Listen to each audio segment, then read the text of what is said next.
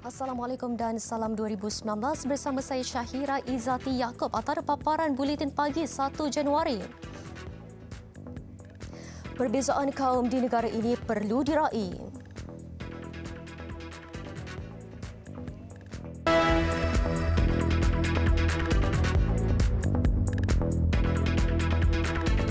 Bismillahirrahmanirrahim.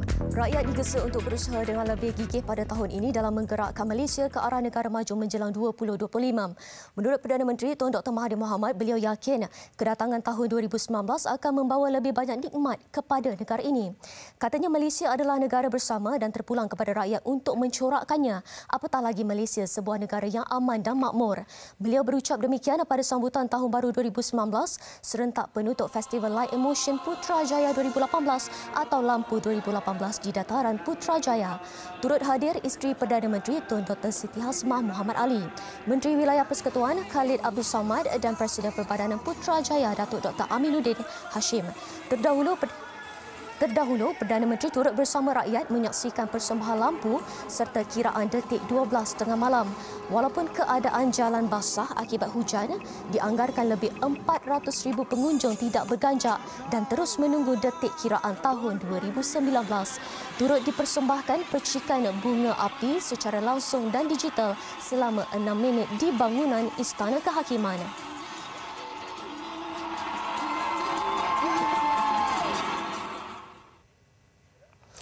Perbezaan kaum di negara ini perlu diraih bukan dijadikan faktor menjarakkan jurang antara rakyat. Timbalan Perdana Menteri Datuk Seri Dr. Wan Azizah Wan Ismail berkata, perbezaan itulah yang menjadikan Malaysia negara yang unik, lebih indah dan berwarna-warni. Walaupun kita berbeza budaya, adat, kepercayaan, agama, pandangan dan pelbagai lagi, namun tidak seharusnya menjarakkan jurang di antara kita. Bahkan perbezaan inilah menjadikan Malaysia lebih warna-warni dan indah.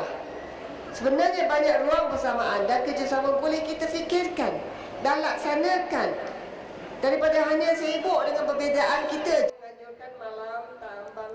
Beliau berucap pada majlis sambutan Hari Natal dan Tahun Baru Parlimen Pandan di Dewan Majlis Perbandaran Ampang Jaya malam tadi. Jelasnya kehadiran pengunjung pelbagai kaum dan agama adalah manifestasi suasana harmoni yang perlu terus dipelihara, dihargai dan dihayati oleh semua generasi bangsa Malaysia.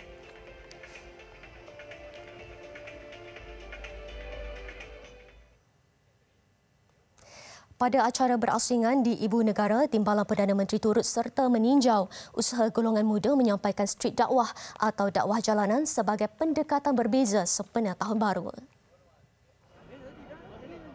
Datuk Seri Dr. Wan Azizah disertai Menteri Belia dan Sukan Syed Saddiq Said Abdul Rahman bersama kira-kira 50 aktivis menyebarkan mesej Islam sebagai rahmat sekalian alam kepada warga kota. Program Street Dakwah Rahmatan Lil Alamin diadakan sebagai acara alternatif anjuran Persatuan Kebangsaan Pelajar Islam Malaysia dengan kerjasama Pejabat Timbalan Perdana Menteri, Kementerian Belia dan Sukan dan Majlis Belia Malaysia. Kita nak berikan lebih kesedaran. Kalaulah saya turun dan juga Menteri Belia dan Sukan turun, memberikan kita impetus dan juga betapa pentingnya anak muda.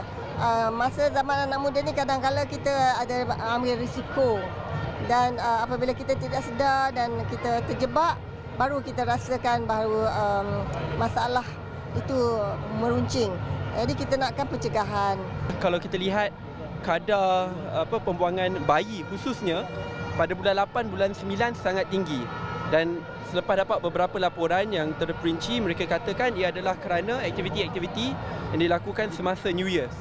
Sebab ni kita kena hantarkan mesej agak jelas, khususnya kepada golongan anak muda. Cabaran ni memang totally, dia mungkin sama antara setiap orang dan mungkin juga ada perbezaan antara satu dengan lain lah. Tapi cabaran utama saya fikir sebab orang yang kita cuba nak dekati itu adalah orang yang bukan kita kenali dan memang tiada hubungan dengan kita. Tetapi cabaran itulah yang sebenarnya memudahkan kita untuk kita mengasah kita punya kemahiran komunikasi kita. Di Papar Sabah, program gotong royong diadakan sempena menyambut kedatangan Tahun Baru dengan semangat muhibah dan iltizam yang lebih positif. Selari dengan azam Tahun Baru, rakyat Malaysia disaran mengamalkan gaya hidup sihat dan persekitaran lebih bersih. Lebih menarik apabila Adun Pantai Manis yang juga Menteri Undang-Undang dan Hal Ehwal Anak Sabah, Dato' Aidil Mokhtar sendiri mengetuai program gotong royong mega membersihkan Pekan Papar. Bukan sahaja membersihkan sampah sarap, malahan beliau turut membersihkan parit di sekitar Pasar Besar Papar. Program anjuran Jawatankuasa Denggi Daerah Papar dengan kerjasama Jawatankuasa Kebajikan, Parti Warisan Sabah Warisan Papar ini diadakan sebulan sekali. Mengulas mengenai tahap kebersihan di Pantai Manis yang sebelum ini dilaporkan kotor, Dato' Aidil berkata keadaannya kini semakin baik. Kerajaan bercadang membuka 2 pusat tarikan pelancongan dan rekreasi baru di daerah itu iaitu Pantai Terlinting dan Bukit Tina Dukan.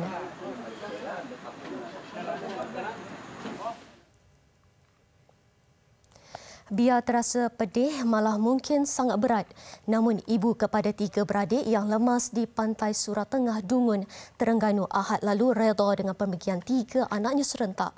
Namun bagi Nur Syahidah Abdullah, naluri seorang ibu tidak boleh menafikan perasaan terkilan apatah lagi terkenangkan kelengkapan sekolah 3 anaknya sudah tersedia untuk memulakan sesi persekolahan hari ini. Ketiga-tiga mangsa adalah pelajar Sekolah Kebangsaan Perul, Peringat, Kota Baru. Justru seragam sekolah serta peralatan persekolahan kini hanya tinggal kenangan untuknya dan suami Zawawi Wahab. Menuju sekolah maksudnya beli dah. Semua peralatan sekolah beli belakang dah. Yuran pembayar dah. Tak ada apa dah. Semuanya tinggal kenangan lah. Redha. Memang saya redha ya. Semalam lagi saya tahu cerita ni saya redha lalu dah. Kata tu baik Allah, kita tak boleh nak lagi dah kan. Airnya jauh, dia meningi ada mak dah dia kau duduk jatuh jauh, tiba-tiba kepala air warna mari derah tutem mari dia. Tarik adik dia, kak dia nak pergi lah. Nak pergi adik dia tu. Mari pulak ni kak. Hak ni pulak mari pergi, hak ni pulak. Tapi tokalah pok dia nya 3 orang. Jenazah 3 beradik ini tiba di Masjid Mukim Kampung Rahmat lewat petang semalam untuk disembahyangkan dan dikebumikan di tanah perkuburan Islam Kampung Rahmat. Ketiga mereka dikebumikan dalam satu liang lahat. Ketika itu, ibu mangsa tidak dapat menahan sebab dan hampir pingsan sebaik jenazah ketiga-tiga anaknya disemadikan.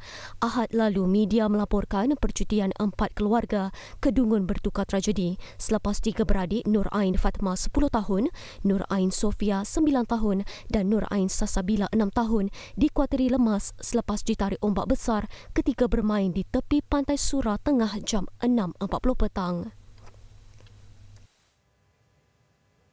Datuk Seri Mustafa Ali mengesahkan akan mengetuai Pusat Jenayah Kewangan Nasional NFCC bermula Rabu ini.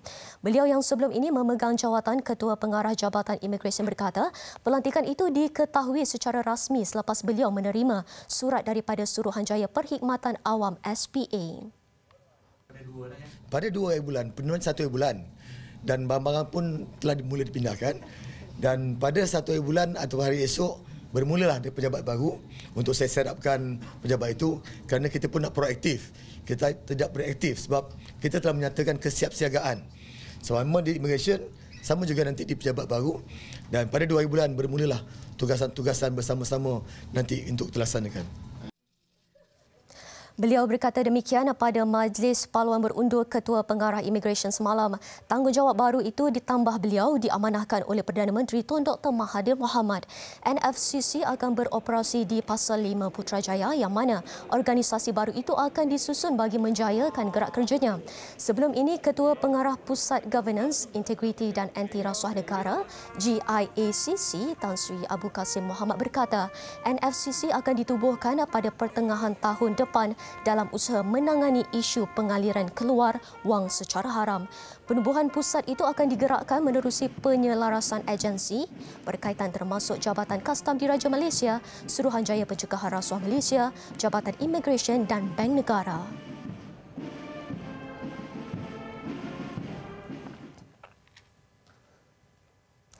Baik, bermula semalam pengguna perkhidmatan pengangkutan awam Rapid KL boleh menggunakan sepenuhnya pas perjalanan tanpa had My 100 dan My50. Ia boleh digunakan bermula malam tahun baru sebagai penjimatan untuk pengguna yang ingin meraihkan sambutan ambang tahun baru 2019 di sekitar ibu negara malam tadi. Eksklusif untuk warga negara Malaysia, pas perjalanan My100 memberikan akses tanpa had untuk semua perkhidmatan disediakan Rapid KL dengan hanya membayar RM100 untuk tempoh perjalanan 30 hari. Manakala untuk pakej My50 yang berharga RM50 pula memberikan penggunaan tanpa had untuk semua perkhidmatan bas Rapid KL yang beroperasi untuk lebih 180 laluan di seluruh Lembah Kelang dan Selangor dan perkhidmatan bas perantara MRT. Menerusi satu kenyataan media semalam, Rapid KL memaklumkan sejak dilancarkan oleh Perdana Menteri Tun Dr. Mahathir Mohamad pada 1 Disember lalu, kira-kira 20,000 pengguna berdaftar. Bagi yang belum melanggan boleh berbuat demikian di stesen LRT, MRT, BRT atau monorail termasuk di 5 hub bas Rapid KL iaitu di Pasar Seni, Terminal Kajang, Greenwood, Sri Nilam dan Seksyen 2 Shah Alam.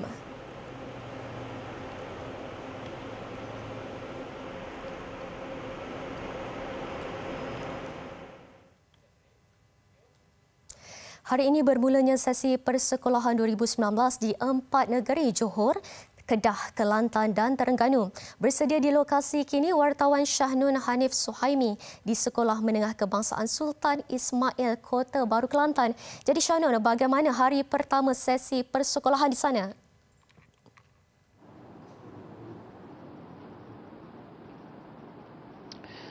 Terima kasih Syahira di Sri Pentas. Maktab Sultan Ismail Kota Baru ini sebenarnya ialah sekolah kluster kecemerlangan, sekolah bersejarah di mana ramai pemimpin negara pernah bersekolah di sekolah Maktab Sultan Ismail ini. Dan pelajar-pelajar di belakang saya ini seramai 23 orang. Ini adalah hari pertama mereka di kelas ini. Mereka begitu teruja kerana ini hari pertama mereka di tingkatan 5 akan menduduki SPM pada tahun ini. Dan pada hari ini di Kelantan ini seramai 15,358 pelajar memasuki tahun 1. Banyak pelbagai gambaran mengenai kisah mereka pada hari ini. Dan saya bersama dengan Pengarah Jabatan Pendidikan Negeri Kelantan, Tuan Haji Muhammad Zahari Osman. Assalamualaikum Tuan Haji. Jadi katanya Tuan Haji nak berkongsi beberapa maklumat berkenaan dengan adanya talian hotline sekiranya ibu bapa di Kelantan ini khususnya ada masalah mengenai anak mereka di sekolah. Boleh ceritakan? Ya, Jabatan Pendidikan Negeri Kelantan ke arah meningkatkan lagi perkhidmatannya. Kita menyahut saranan Kementerian Pendidikan Malaysia supaya menubuhkan talian hotline, dan bagi JPN Kelantan kita menubuhkan 2 talian hotline iaitu 0974188082 dan juga 0974188092. Kedua-dua talian ini berada di pusat khidmat pelanggan jabatan dan terdapat 4 orang pegawai utama yang mengendalikan talian ini. Jadi isu-isu yang berkaitan dengan persekolahan anak-anak, isu-isu yang berkaitan dengan yang dihadapi oleh ibu bapa, kalau inginkan penjelasan sila hubungi talian hotline yang saya maksudkan tadi. InsyaAllah kita akan bagi penjelasan supaya semuanya dapat dimurnikan. Saya sebenarnya amat bangga persekolahan pada hari ini bermula dengan lancar di 595 buah sekolah di bawah Kementerian Pendidikan di negeri Kelantan ini. Dan kita ucapkan selamat bertugas kepada semua guru-guru kita yang seramai 29,390 orang yang mulai bertugas pada hari ini. Dan khusus selamat bersekolah kepada pelajar-pelajar baru iaitu pelajar prasekolah dan juga pelajar tahun 1 2019. Jadi itu saja laporan saya daripada Maktab Sultan Ismail Kota Baru ini. Jadi kembali kepada rakan tugas Syahira di Sri Pentas.